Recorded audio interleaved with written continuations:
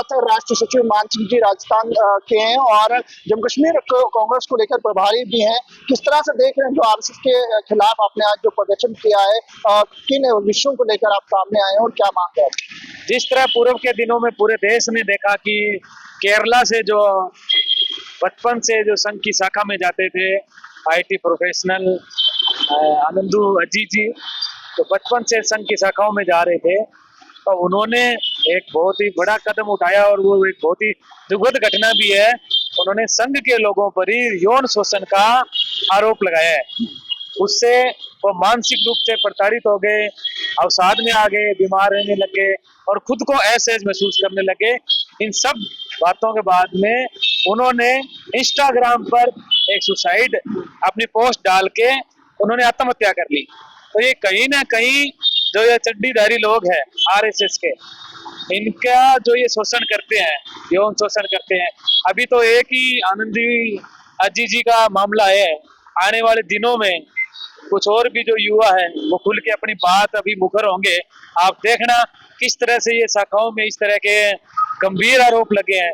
आज हमने जम्मू कश्मीर युवक कांग्रेस के साथ मिलके भारतीय युवक कांग्रेस के राष्ट्रीय नेतृत्व के निर्देशानुसार आरएसएस कार्यालय का घेराव किया और मांग की है केंद्र सरकार से कि आनंदी अजी जी को न्याय दी जाए। जो जो लोग इसमें शामिल हुए उनकी आत्महत्या में उन पर गंभीर धाराओं में मुकदमे दर्ज हो और वो जेल की सलाखों के पीछे हो।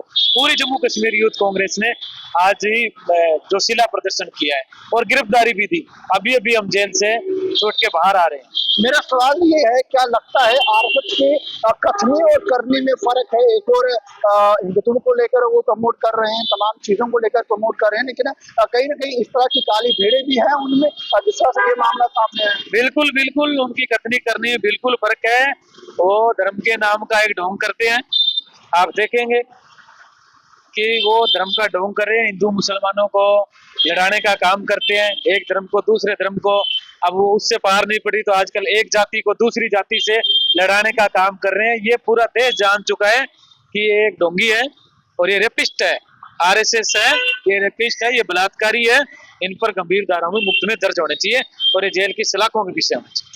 आपने आज प्रदर्शन किया, गिरफ्तारियां भी हुई, आप अभी छूटे हैं, किस तरह से देख रहे हैं कि इस तरह के मामले लगातार निकल कर सामने आ रहे हैं? भाजपा के जो नेता है उन पर ही इस तरह के आरोप, कई लोग तो हाईवे पे पकड़े जाते हैं, कई लोग अब इस तरह से निकल कर सामने आ रहा है। ये भाजपा के अंदर चल क्या रहा है? ये सुधार की रणनीति तैयार कर रहे हैं या नेता कुछ और ही चाहते हैं? तो ये पता है आपको, आरएसएस और भाजपा एक ही थाली के चट्टे बैठे हैं, इक्वल है ना, एक ही चीज है, मिक्सअप है इनका। आरएसएस से निकल के भाजपा में आ जाते हैं, फिर उनको ये लोग बड़े बड़े पद दे देते हैं। इन पर आप देखें, अभी मध्य प्रदेश में मामला देखा, हाईवे पर ही वो एक रेप हुआ था इनके लीडर पर, और ऐसे बहुत सैकड़ों मामले हैं जो इनके नेताओं पर भी गंभीर रूप से है। तो इनके नेता भी जेल की सलाखों के पीछे जाने चाहिए। ये जो पैदा होते हैं ना, ये आरएसएस की शाखाओं में जाके ये पैदा होते हैं, फिर ये बीजेपी ज्वाइन करते हैं और ये फिर देश में इस तरह के काम करते हैं। ये बहुत ही गलत बात है। आज हमने आनंदी अजी जी की न्याय दिलाने को मांग के लेकर यहाँ प्रदर्शन किया।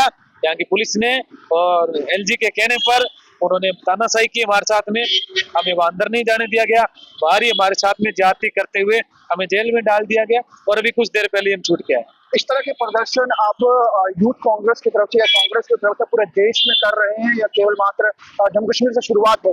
नहीं, ये पूर्व में जिस दिन ये घटना हुई है उससे अगले दिन ही भारतीय युवक कांग्रेस के हमारे राष्ट्रीय अध्यक्ष जो जम्मू के रहने वाले हैं आदरणीय उदय भानु चिप जी के नेतृत्व में काफी प्रदेशों में प्रदर्शन लगातार चल रहे हैं। आने वाले दिनों में भारतीय युवक कांग्रेस सड़कों पर आकर आरएसएस का विरोध करेगी और इन चड्डीधारियों को जो ये ढोंग रस्ते हैं इनको बाहर का रास्ता दिखाने का काम करेगी। इस वक्त मेरे साथ हरियाणा के महासचिव हैं और इसका आनंद जी की सुसाइड नोट एक वीडियो बनाकर उन्होंने साझा की और उसके बाद जम्मू में आज उनके द्वारा प्रदर्शन किया गया। दैनिक सवेरा के साथ अंकित भंडारी, जम्मू।